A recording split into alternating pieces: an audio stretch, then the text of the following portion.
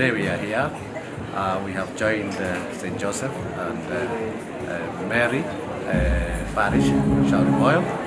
We are here with the priest, the parish priest, and our colleagues and other priests, and our parishioners, the CMA, the Wazé, and the CWA, and the youth, and the entire family of St. Joseph and Mary Parish as we celebrate the family day of the parish.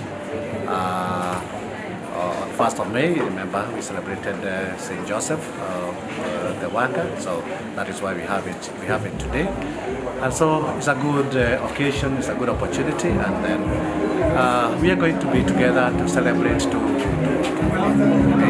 worship together, to celebrate, to thank God together, and also we are going to confirm, we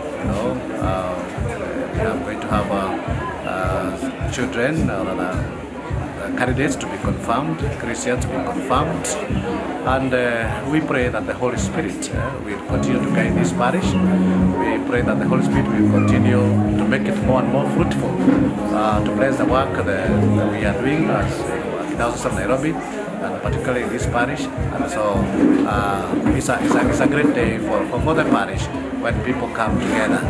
People come together as one family of God, and of course we try to emulate the family of St. Joseph and Mother Mary. So we pray that God can enrich us with the love, with His love, and also to make us humble like St. Joseph and Mother Mary. We pray that the priests, we can of course be led by example, being very humble, and to imitate St. Joseph and Mother Mary, and also all the parishioners.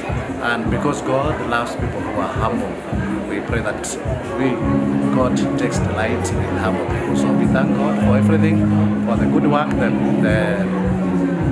the priests are doing here to shepherd the people of God, to glorify God, and also to draw people to their God. So we thank God for the leaders who are here, and also the groups, even the young ones, the mass servers, and the PMC, our youth, and our women, our choirs, and everybody else. So we are all here, we are together celebrating our family day. May God enrich us more and more, and may God even heal those who could be sick among us, especially those who are in distress. May God even scatter the darkness that could be there in our families, so that we may continue to experience God's love, and even as we continue to celebrate our risen Lord, that we can also be risen, we can become children of resurrection. We continue to overcome the evils of this world, our own sins, and die to sin and continue to rise with Christ. And eventually, when our time comes to an end, we'll be able to achieve our ultimate goal, as Christians.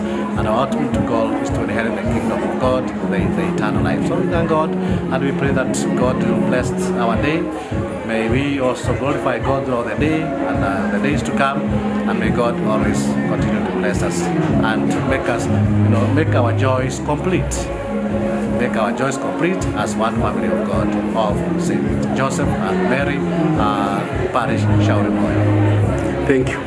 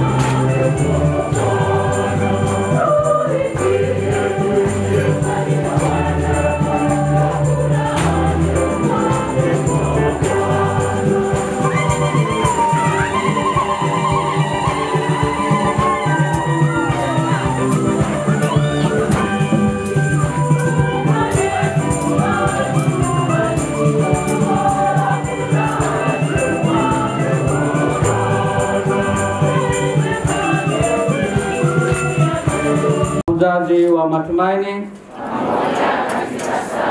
pamoja katika sala.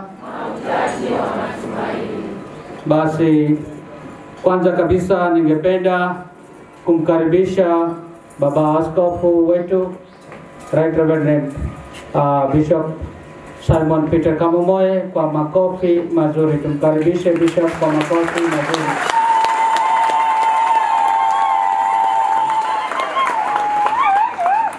Wapendwa, nina furaha sana siku ya leo tukiadhimisha siku kuu ya familia yetu.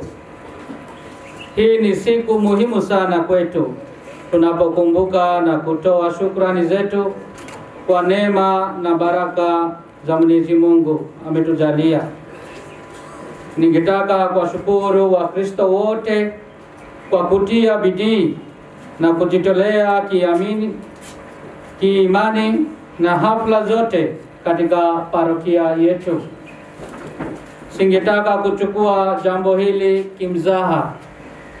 Wapendwa, takriban miaka 47 iliyopita wamishonari wa shirika la Mill Hill walikuja katika parokia yetu ya watakatifu Yusufu na Maria kupanda mbegu za imani ya Kikristo katika mioyo yetu. Tunafurahia sana tukishuhudia kukua kwa familia hii kwa sababu imezidi kuongezeka haraka. Wapendwa, imani katika Kristo ni zawadi kuu isiyo na thamana, kwa kuwa imani pekee ndiyo inafahamu kile ambacho akili zetu zinashindwa kufahamu, fumbo la Mungu. Imani ndiyo hutusaidia kuishi tukiwa na tumaini la kesho. Kwa namna ya pekee tunaziombea familia zetu ili ziweze kubaki na nguvu pamoja na Kristo Bwana wetu. Hatupaswi kuruhusu nguvu yoyote mbaya kuvunja familia zetu au kuondoa maadili ya Kikristo ambayo tumeipokea katika imani Katoliki.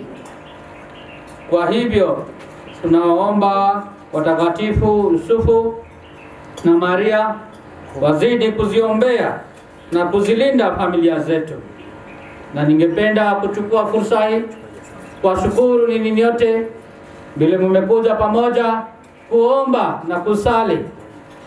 Na ningetaka kuchukua fursa hii kukaribisha mapadri wetu kutoka parokia ya Uelvi. Father John ako hapa pamoja nasi, Father Dominic, Father Rector, Formation House ako hapa, Father David pia mnamjua anatusaidia katika Jumapili. Basi wapendwa, mjisikie nyumbani, na pia ningependa kumkaribisha Baba Askofu aweze kutuombea sisi sote, aweze kutubariki sisi sote, na pia kwa heshima kubwa, kwa unyenyekevu, ningependa kumkaribisha Baba Askofu aweze kuongoza misa takatifu sahihi. Asanteni sana, Mungu awabariki. Kwa jina la Baba na Mwana na Roho Mtakatifu. Bwana awe nanyi.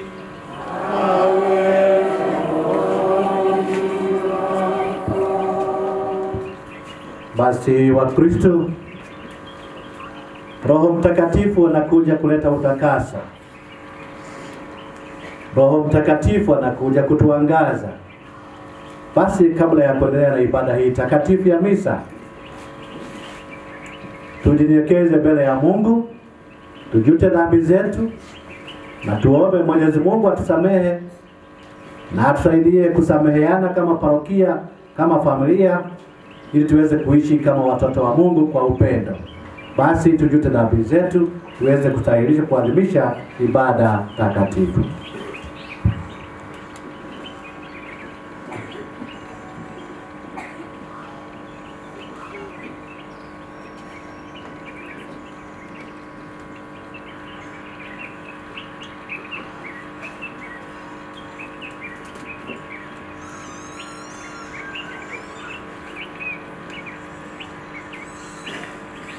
Namuungamia Mungu Mwenyezi, nanyi ndugu zangu, kwani nimekosa mno kwa mawazo, kwa maneno, kwa matendo na kwa kutumiza wajibu.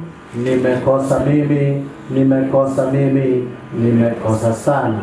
Ndiyo maana namuomba Maria mwenye heri, Bikira daima, malaika na watakatifu wote, nanyi ndugu zangu, niombeeni kwa Bwana Mungu.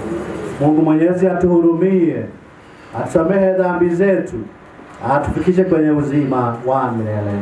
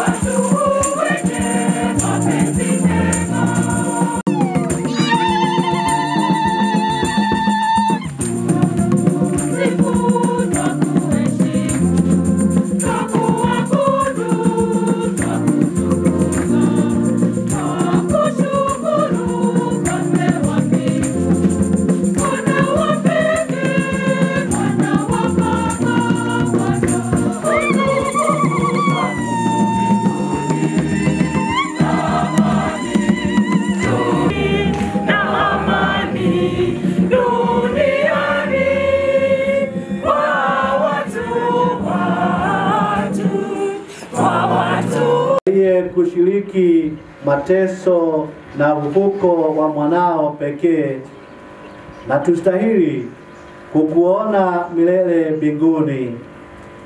Tunaomba utubariki kama familia moja ya parokia hii. Tunaomba ubariki kazi zetu. Tunaomba ubariki mapadri wetu pamoja na hawa Wakristo wetu. Ubariki hawa ambao watapata sakramenti ya kipa imara, ili waweze kuendelea na safari yao ya kukomaa katika imani yao. Roho Mtakatifu awaangazie zaidi na zaidi, na ubariki familia zetu zote katika parokia hii, ili tuweze kuishi kwa upendo na tuweze kuishi tukielekeza nia zetu zote kwako. Tunaomba hayo kwa njia ya Bwana wetu Yesu Kristo mwanao, anaishi na kutawala naye katika umoja wa Roho Mtakatifu Mungu daima na milele.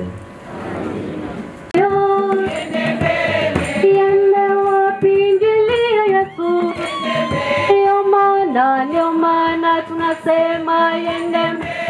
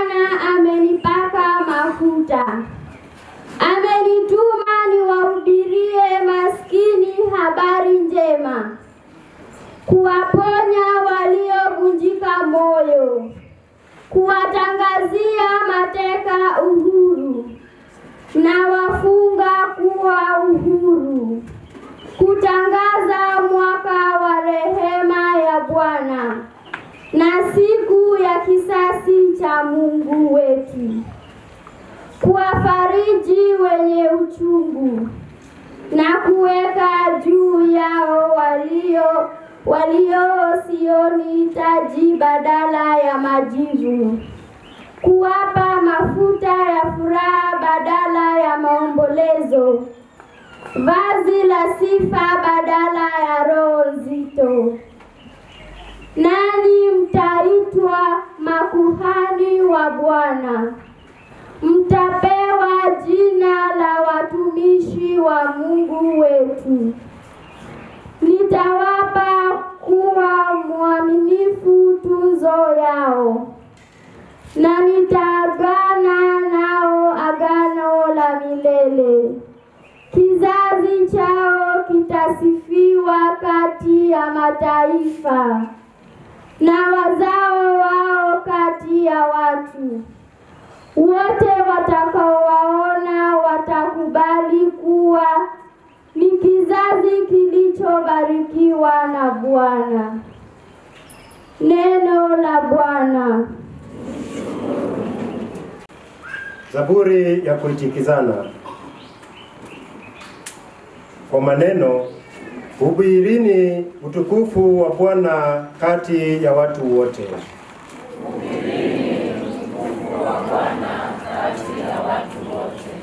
Kwa pamoja tutaimba tukiongozwa na kwaya.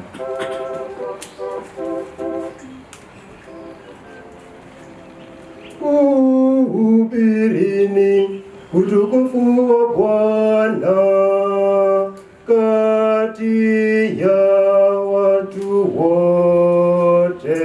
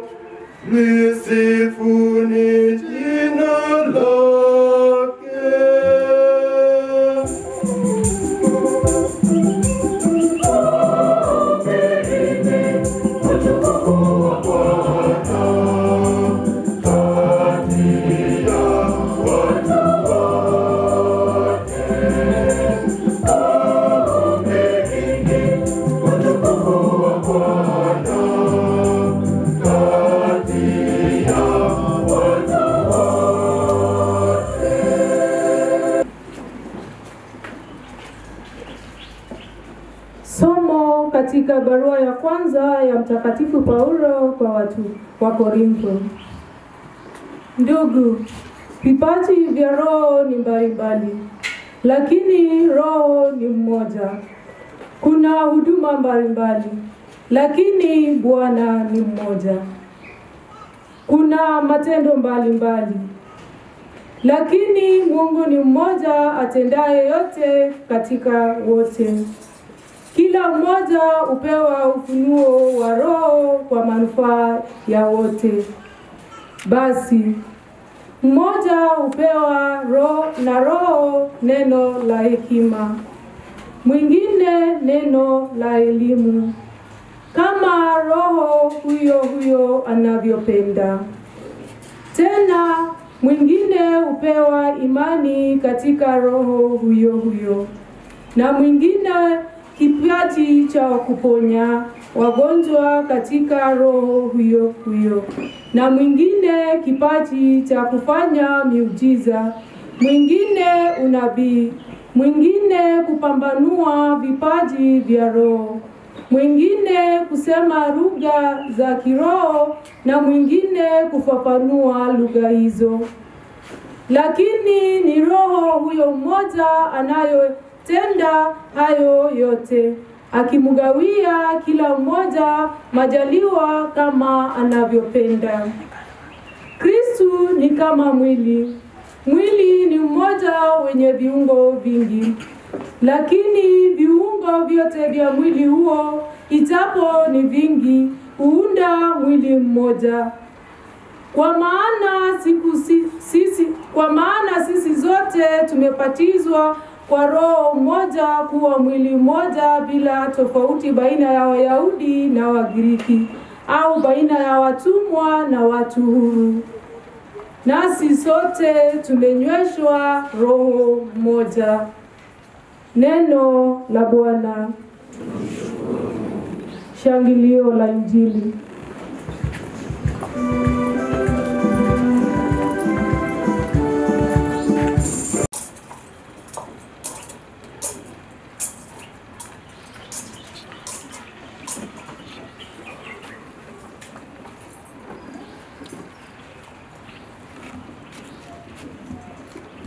Ikatokea siku zile kuwa Yesu alikuja kutoka Nazareti katika Galilaya, akabatizwa na Yohane katika Yordani. Mara alipotoka kwenye maji, aliona mbingu zinapasuka na Roho akimshukia mfano wa njiwa. Na sauti ilitokea mbinguni ikisema,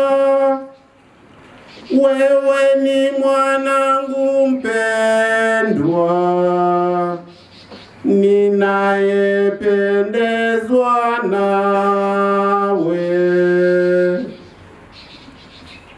Injili ya Bwana.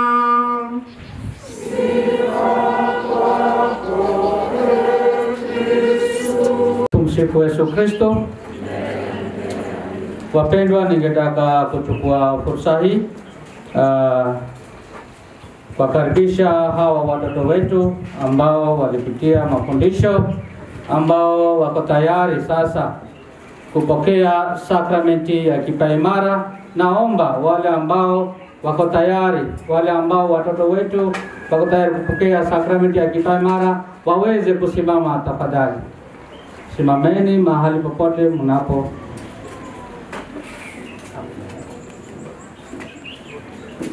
Haya, hawa wote walikuwa na mafundisho mazuri, wakapitia mafundisho, sasa wako tayari kupokea Roho Mtakatifu kupitia sakramenti ya kipaimara. Sasa naomba kwa unyenyekevu Baba Askofu aweze kubariki hawa watoto wetu wajazwe na Roho Mtakatifu. Ningependa kuwakabidhi watoto wetu kwa mikononi mwa Baba Askofu sahi. Tupigie makofi kidogo.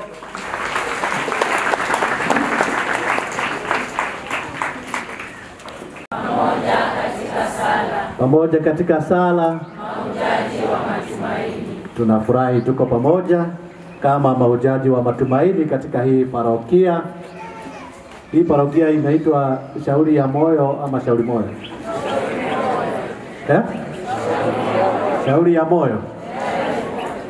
Mimi naomba pengine baada ya kusema Shauri ya Moyo tuwe tunaita Shauri ya Roho Mtakatifu, kwa sababu leo ni Roho Mtakatifu ametuunganisha na tumekutana pamoja, tuweze kwanza kuomba pamoja. Ndio maana tuko katika hii hali ya maombi tukisherehekea Ekaristia Takatifu. Kwa hivyo tutaomba pamoja. Tumekuwa tukifanya kazi pamoja na tutaendelea kufanya kazi pamoja. Na pia leo hata tutakula pamoja, si ndio? Ama Father, hakuna chakula? Hakuna familia ambayo watu wanakaa tu bila kukula pamoja. Lazima watu wakule pamoja, washerekee pamoja. Kwa hivyo tunashukuru Mwenyezi Mungu kwa kazi, kwa viongozi parokia na mapadri wetu na vikundi mbalimbali, akina mama, akina baba. Nimeona hata vijana wetu wote, vikundi na ya watoto wanakuwa wote, kwa sababu tunafanya kazi pamoja. Na kama vile tumesikia katika somo la pili, kila mtu anafanya kazi kulingana na kipaji kile amepatiwa na Roho Mtakatifu. Roho Mtakatifu. Watu nipitia watu. Naona kama ambaye kwa kweli alikuwa amekaribia Mungu sana. Na apumzike na Mungu amfanye kuwa mtakatifu. Mungu amfanye kuwa mtakatifu kwa sababu alituongelesha. Unajua wakati alikuja Kenya, mimi nilikuwa nafanya kazi Basilica. Na nilikuwa nimeng'ang'ana sana niwe na nafasi ya kumsalimia Papa Francis. Na nilikuwa kwa kamiti na nilikuwa nataka atembee Basilica. Lakini hakutembea Basilica kwa sababu wakati haungeruhusu. Sasa mimi niliona vibaya. Nilikasema I've lost my chance. Kumbe Mungu alikuwa bado ameniwekea nini? Chance fanyike. Kwa hivyo kama kuna jambo unangojea, usikate nini? Hata nikiwa Basilica kuna wasichana walikuwa wanakuja wananiambia niwaombee wapate mahasbati. Na waambia wasikate nini? Tamaa. Kwa nini unakata tamaa? Ngojea God's time. Na atakuja. Lakini wewe endelee kuangaziwa na Roho Mtakatifu. Uwe mtu mzuri, na ukiwa mtu mzuri you are going to attract good people. Ndio? Ukiwa mtu mzuri, wewe msichana, wewe mvulana, God, huyo Roho Mtakatifu utavuta mtu ambaye kweli ako na roho kama wewe. Lakini ukiwa na Roho Mtakatifu, unajua kuna Roho Mtakatifu na Roho Mtakatifu. Mnamjua huyo mtakatifu? Huyo Roho Mtakatifu ni yule muovu. Ukiwa na roho muovu, you cannot attract anybody. Unaweza. Lakini ukiwa na Roho Mtakatifu utaweza kuvuta watu wema kwako. Na ukiwa na Roho Mtakatifu, Mungu atakuletea mambo mengi sana mazuri. Ndio maana nawakaribia.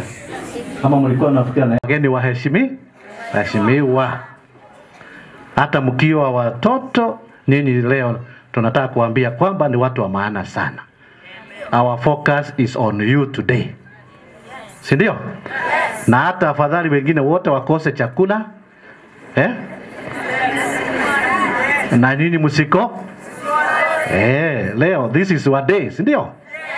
Lakini nataka tuombe sana muweze kuelewa. Si ndio? Roho Mtakatifu anakuja kufanya nini katika maisha yako kama Mkristo? Na tunajua kwamba kuna vipaji vya Roho Mtakatifu na kuna matunda ya Roho Mtakatifu. Kwanza katika somo la pili, Paulo anatuambia kwamba usionee mtu mwingine wivu kwa sababu unaona ako na kipaji fulani. Kwa sababu hata wewe, hata kama hujagundua, wewe uko na kipaji chako. Halafu ukijua uko na kipaji chako, usiwe mtu wa kulingia wengine. Kwa sababu ukilingia wengine, you are behaving like ni wewe umejipatia kipaji hicho. Lakini si chako, ni kipaji cha Roho Mtakatifu.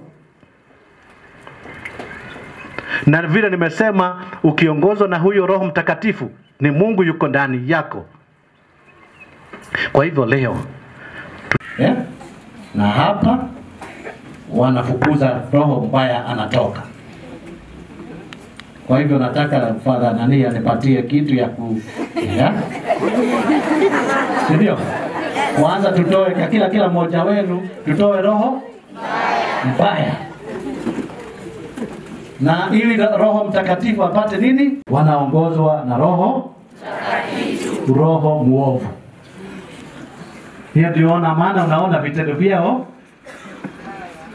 Ndio mnaona hata katika ndoa watu wanasema ndoa si nzuri kwa sababu pengine mama na baba wanaongozwa na Roho Mtakatifu. Na Yoshua. Yes. Yeah? Yes. Na kati ya mama na baba nani msubufu zaidi? Mama. Yeah? Kati ya baba na mama. Yeah? Baba. Yeah? Nani wanasema ni mama? Mkono juu. Kwani mnaogopa wa mama? Wale wanasema ni baba analeta maneno. Ni baba? CMA. CMA lazima tutaketi chini. Na naomba sana Father, kwanza kabla ya kuendelea na ibada ya misa, tulete wazee wote hapa, tutoe roho nini? Ili katika familia ya watoto, they can experience the Holy Spirit with their fathers at home. Yes. Ndio? Yes. Na mama pia, si ndio? Yes. Na mama nani anasumbua mwingine sana? Huyo ni malaika. Hata mimi hata nikiwa askofu, hata uwe padre, hata uwe nani, ni lazima we have to take lazima sakramenti ya kitubio tunahitaji. Kila mtu anahitaji. Ndio maana kabla ya ibada ya misa, kabla ya kuendelea na ibada ya misa, kila wakati lazima tujikumbushe, tuseme na tujute dhambi zetu. Lakini hiyo haitoshi. Hiyo ni ya wakati wa misa. Kuna ile ambao unatakikana wewe mwenyewe kwenda kumpigia Mungu magoti, unaungama na unapata hiyo sakramenti ya kitumbio. Hiyo ni ya maana sana, hata ukiwa nani, ili mtaweza kuishi na utakuwa maisha, utakuwa na hata kwa sababu Roho Mtakatifu atakuwa ndani yako, anakuletea neema ya utakaso. Unaelewa? Yes. Neema ya utakaso. To clean your heart. To clean your heart. Ama to sanctify your heart and your mind na vitendo vyako. Kwa hivyo tuombe sana sisi wote ili hata tuwe mapadre ama tuwe nani sana, hata tuweze pia kushirikiana. Tumesikia katika somo la pili ya kwamba hawa watu wote, this is the body of Christ. Yaani ni mwili mmoja ambao uko na viungo vingi. Na kila mtu anachangia kwa njia yake. Na vile nimesema, usilingie watu. Usilingie nani? Watu, kwa sababu uko na kipaji fulani, ama unachangia hivi, ama unachanga nyingi. The more you have, the more is required. Sindio? Na kwa hivyo, na pia tuwe watu ambao wako generous kufanya kazi za Mungu. Tuweze kuishi pamoja.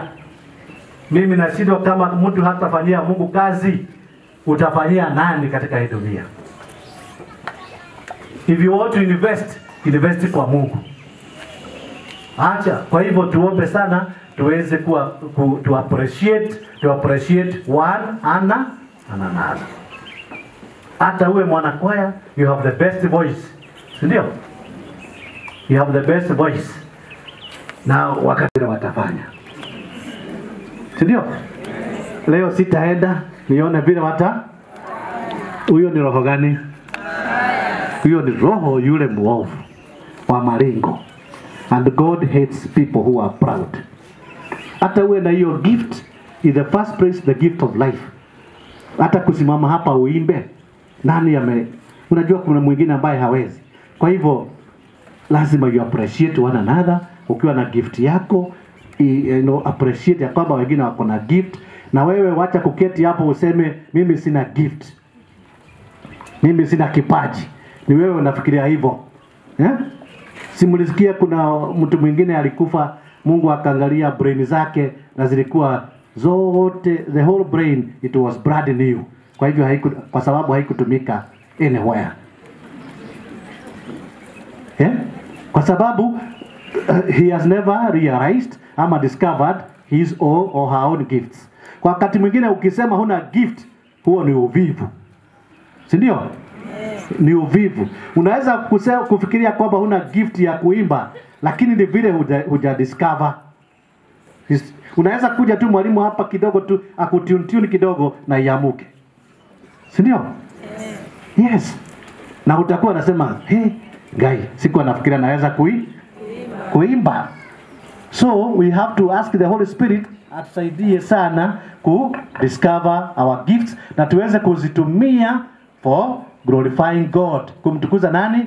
Mungu, na kushirikiana na watu wale wengine. You can imagine hawa Wakristo wote katika hii parokia, wote hata wadogo na vijana vile wamedance vizuri sana, si ndio? Na PMC wote, kila mtu akitumia gift yake, this can be a wonderful parish, si ndio? Kila mtu akikubali atumie nini? Atumie kipaji chake. Lakini ujue ya kwamba be humble. Unajua Papa Francis alikuwa mnyenyekevu, ndio maana akakataa kuishi maisha ya kifahari. Hata mnakumbuka wakati alikuja Kenya, alibebwa na gari gani? Mnakumbuka ama mmesahau? 2015 sio alikuja? Alibebwa na gari gani? Kale kadogo kavits kahoda kadogo. Na wewe unataka kununua gari gani? Ukiulizwa. Na unaonea wengine wivu kwa sababu ya roho mbaya. Sasa huyo papa kama ni mkubwa sana, lakini alikuwa anasema ya kwamba I was out of God's mercy I was chosen. Kwa huruma ya Mungu nilichaguliwa. Ndio maana kuwa mtu wa huruma sana. Na akasema watu wote waweze kuishi pamoja kama mahujaji ambao wanasaidiana na wanatembea pamoja. Kwa hivyo mkiwa katika hii parokia, muwe mahujaji wa kutembea pamoja na kusiachwe mtu nyuma. Hata wale wagonjwa pengine ambao wako nyumbani, si ndio? Ama wale wakongwe akina shosho, wale wako nyumbani, bado they are part of this family. Si ndio? Na ni lazima wao pia, hata wakati kama huu, unless haiwezekani kabisa, wakati kama huu father, hao watu ambao wako nyumbani, wale unatembelea, afadhali hata kuwaleta hata wakiwa kwa huyu chair, si ndio? Kwa hivyo kabla sijatoka hapa, lazima tutatoa hizo pepo zote, si ndio? Tuwaekelee mikono, si ndio? Nani wana pepo nyingi? Hata niuliza pande hii. Watoto hamjambo? Hamjambo tena? Kati ya mama baba, nani anasumbua zaidi? Mama. Haya. Wale wanasumbua tunaombea leo waondoe roho nani? Roho wa usumbufu. Roho wa kusumbufu. Ndugu zangu mliobatizwa, mliozaliwa tena katika Kristo kwa ubatizo, mmekuwa wanachama wa Kristo na wa ukuhani wake Kristo. Sasa mtashiriki kwa kumpokea Roho Mtakatifu kati yenu, Roho aliyetumwa na Bwana kwa mitume wake siku ya Pentekoste, hupeanwa na hupewa wafuasi waliobatizwa. Nguvu zilizoahidiwa na Roho Mtakatifu ambazo mtapokea, mtafanywa kuwa kama Kristo na kuwasaidia kuwa mashahidi wa mateso kifo na ufufuko wake. Hizo nguvu zitawapa nguvu za kuwa wanachama wa bidii wa kanisa na kujenga mwili wa Kristo kwa imani na upendo. Rafiki zangu wapendwa, tumuombe Mungu Baba yetu ili aweze kumimina Roho Mtakatifu kwa hawa waliobatizwa na kuwapa nguvu za vipawa vyake na kuwapaka mafuta ili waweze kuwa kama Kristo mwana wa Mungu. Naomba sisi sote tusimama, Baba Askofu aweze kuwaoji kwa imani yao, nasi pia tutajiunga na wao kwa hali ya kukiri imani yetu. Kama vile tumeongea sana, tunaombwa sasa kukataa maovu, ufisadi, ukabila, mambo yote, unfaithfulness kwa marriage na mambo yote. Haya yote ni ya shetani. Mnakataa shetani na mambo yake yote na hila zake zote, mnamkataa? Namkataa.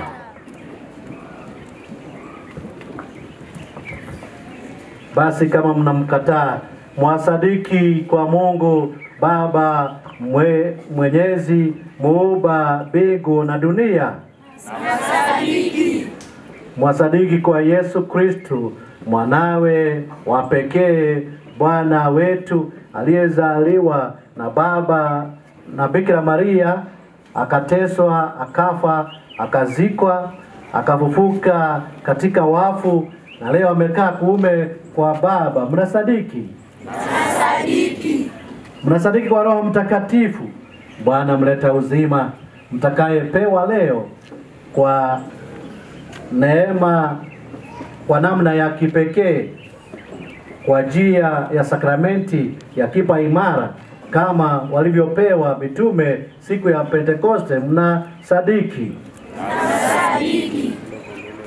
Mnasadiki kwa kanisa Katoliki, ushirika wa watakatifu, maondoleo ya dhambi, ndio maana tumeongea sana juu ya sakramenti ya kitumbio, maondoleo ya dhambi, ufufuko wa wafu na uzima wa milele.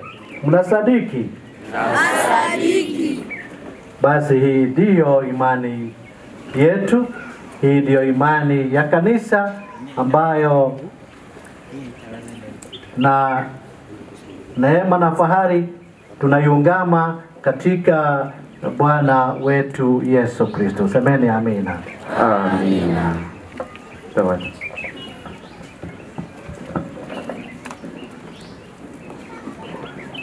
Isipokuwa wakitumbio tunaweka keki. Wakipa imara.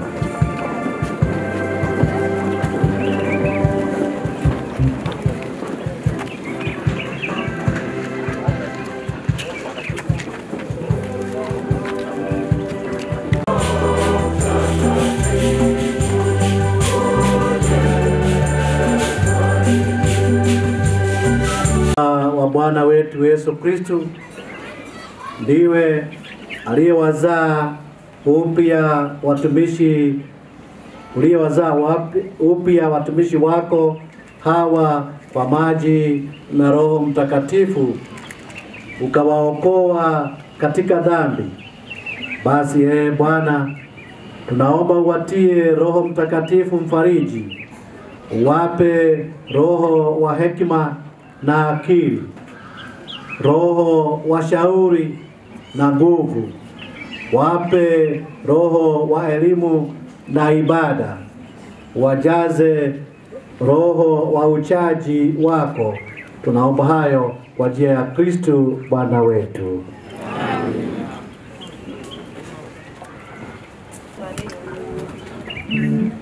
Maria, pokea muhuri wa paji na Roho Mtakatifu. Amani iwe nawe. Heart, one who will lead the church with clarity, compassion and a missionary zeal. Bwana twakuomba.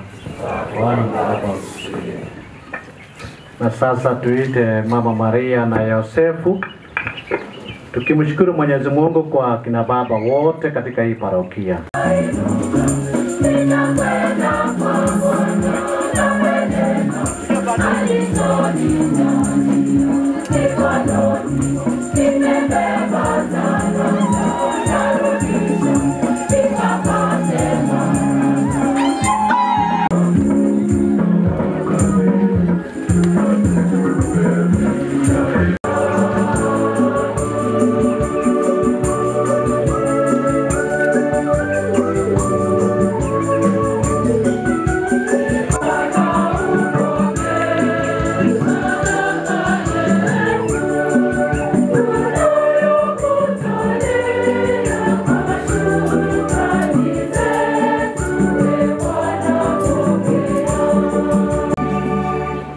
Salini ndugu, ili sadaka yangu na yenu ikubariki kwa Mungu Baba Mwenyezi.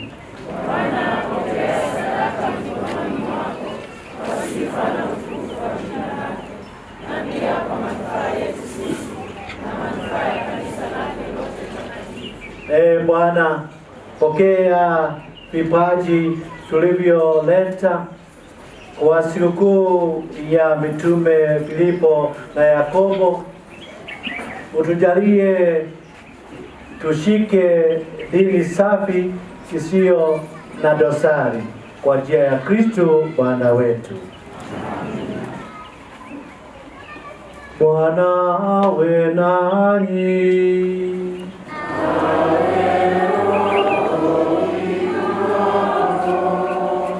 Inueni mioyo.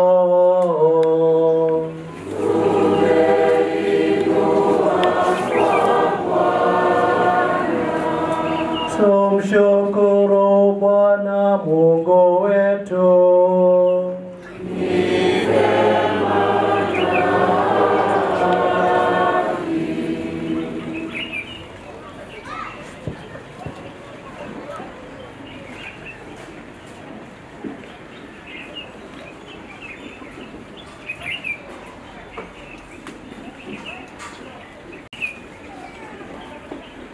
Kweli ni vema na haki tendo la kufana la kuleta wokovu, tukutukuze kila wakati Bwana, lakini hasa wakati huu kutangaza utukufu wako, kwa kuwa Kristo Pasaka wetu ametolewa sadaka. Kwa njia yake watoto wa nuru wanazaliwa katika uzima wa milele, na waamini wanafunguliwa makao ya ufalme wa mbinguni. Kwa kufa kwake tumekombolewa katika kufa kwetu, na katika ufufuko wake uzima wa wote umefunuliwa. Kwa sababu hiyo, katika upeo wa furaha ya kipasaka, ulimwengu mzima unashangilia, lakini pia nguvu za mbinguni na majeshi ya malaika wanaimba utenzi wa utukufu wako, wakisema bila mwisho. Na kweli mtakatifu, na kila kiumbe kilichoumbwa nawe kinakusifu kwa haki, maana kwa njia ya mwanao Bwana wetu Yesu Kristo, na kwa uwezo tendaji wa Roho Mtakatifu, unavitia uzima vitu vyote na kuvitakatifuza, wala huachi kukusanya watu kwako, ili toka mawio ya machweo yake dhabihu safi itolewe kwa jina lako. Basi Bwana, tunakusihi kwa unyenyekevu vipaji hivi ambavyo tumekutolea, ili uvitakase, upende kuvitakatifuza kwa Roho huyo, ili viwe mwili na damu na mwanao Bwana wetu Yesu Kristo, aliyetuamuru tuadhimishe mafumbo haya. Maana yeye mwenyewe usiku ule alipotolewa alitoa mkate. Usiku ule alipotolewa alitoa mkate, akushukuru, aliubariki, akaumega, akawapa wafuasi wake akisema, twaeni mle nyote, huu ndio mwili wangu utakaotolewa kwa ajili yenu.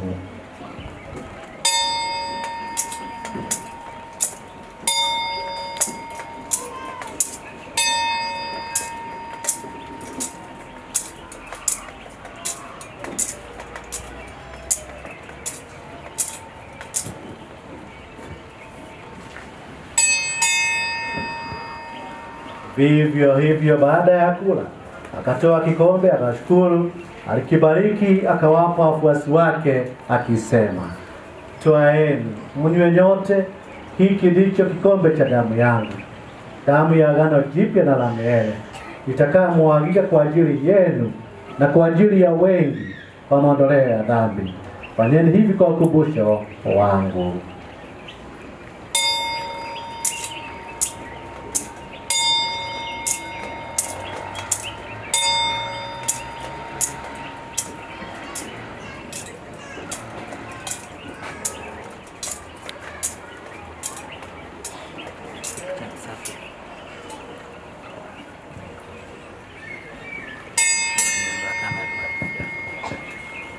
Umbo la imani.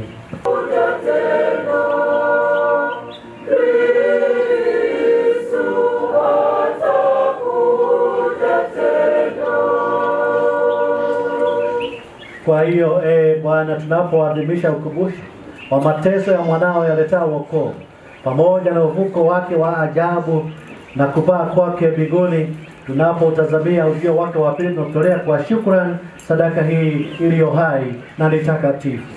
Tunakuomba uangalie matoleo ya kanisa lako na kwa kumtambua yeye aliye kafara, ambaye ulitaka kutulizwa kwa sadaka ya kifo chake. Utujalie sisi tunaotiwa nguvu kwa mwili na damu ya mwanao, na tujazwe Roho wake Mtakatifu, tupate kuwa mwili moja na roho moja katika Kristo.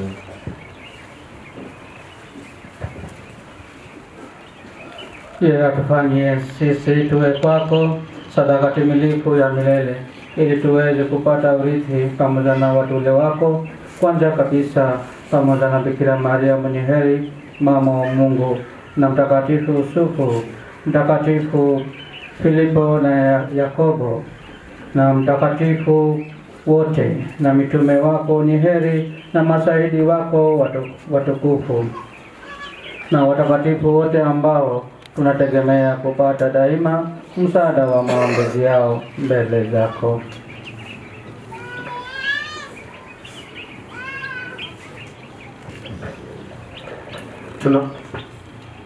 Tunakuomba Bwana, huyu aliye kafara na upatanisho wetu, aleta amani na wokovu duniani kote, upende kuliimarisha katika imani na mapendo kanisa lako linalosafiri hapa duniani, pamoja na watumishi wako, askofu wetu mkuu Filipo, askofu Petero ambaye anatuongoza katika hii ibada, askofu Daudi, pamoja na maaskofu wote, wakilero wote na watu wote unaowafanya kuwa taifa lako.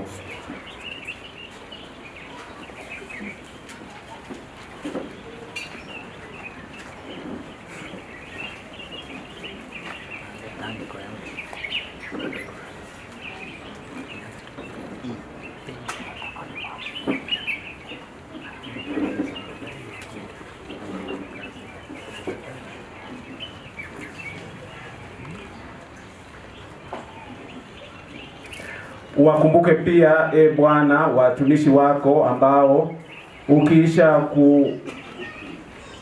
kuwazaa upya kwa ubatizo, umependa kuwaimarisha kwa paji la Roho Mtakatifu. Kwa rehema yako ulinde neema yako ndani yao.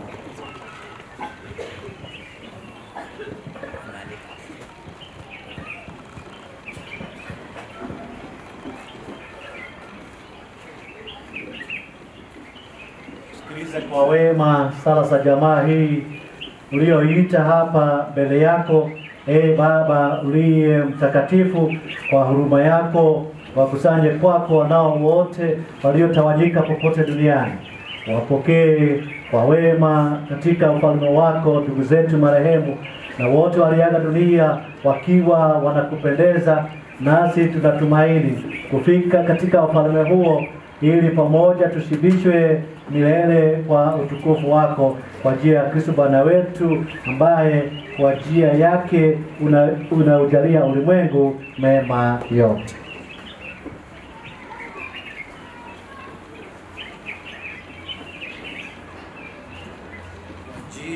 yake pamoja naye na ndani yake. Wewe Mungu Baba Mwenyezi, katika umoja wa Roho Mtakatifu, unapata heshima na utukufu wote milele na milele.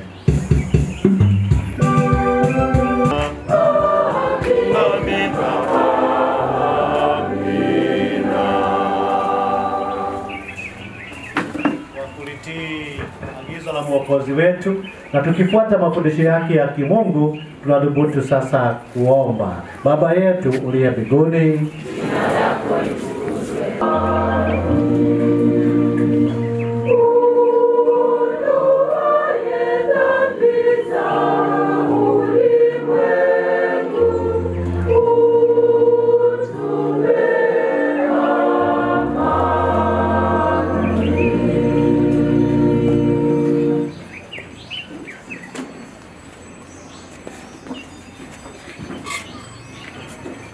Tazama mwana kondoo wa Mungu, tazama aondoaye dhambi za ulimwengu.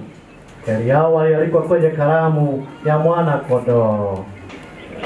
Bwana, stahili uingie kwangu, lakini sema neno tu na roho yangu na damu ya Kristo hili na itafikisha kwenye uzima wa milele.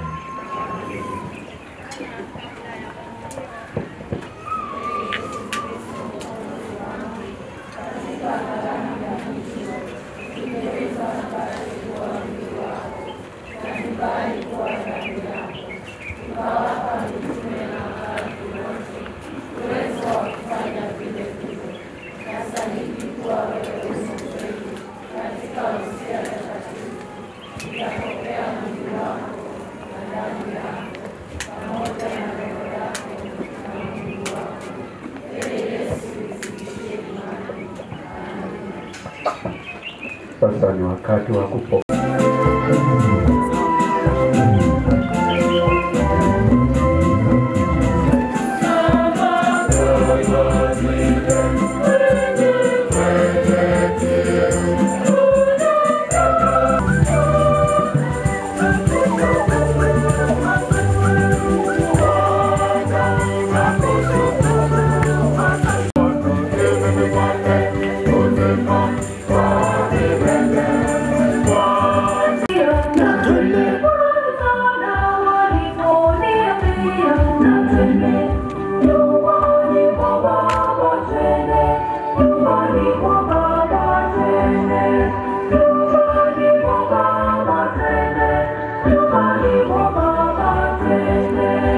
Bwana awe nanyi.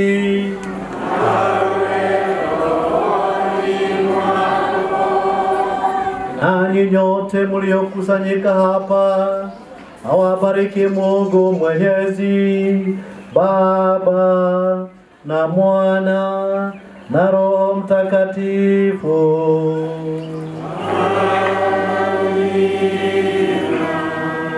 Nendeni na amani. Haleluya, haleluya.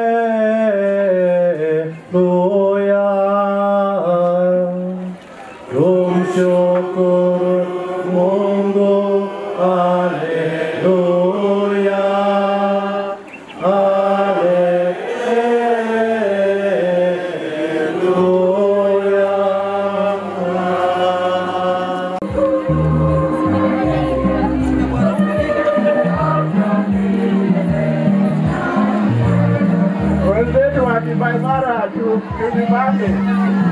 Happy Feast Day, Shauri Moyo. Happy Feast Day. Wimbo ya kukata keki hapo. Askofu anawapatia mapadri keki. Mapadri wote tongeni hapa karibu. Father Victor ameanza. Wanasema keki ni tamu sana na kulisha keki ni raha.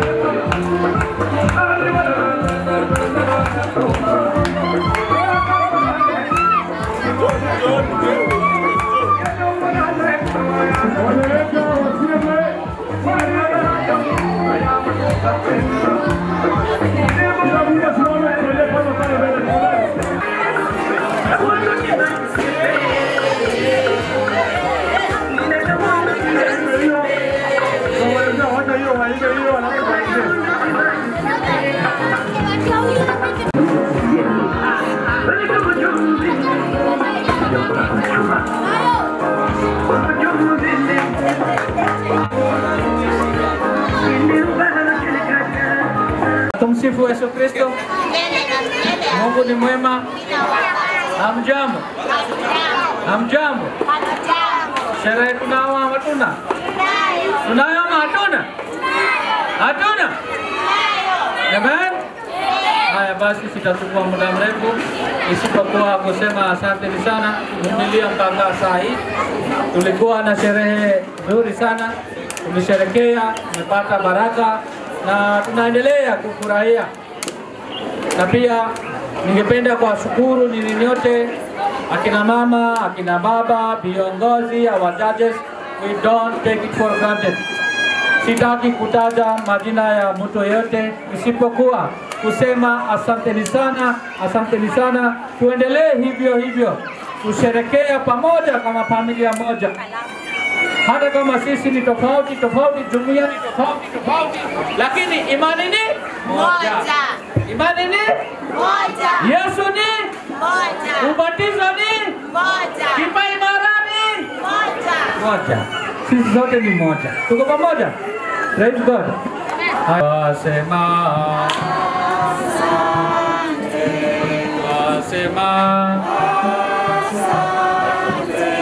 Twasema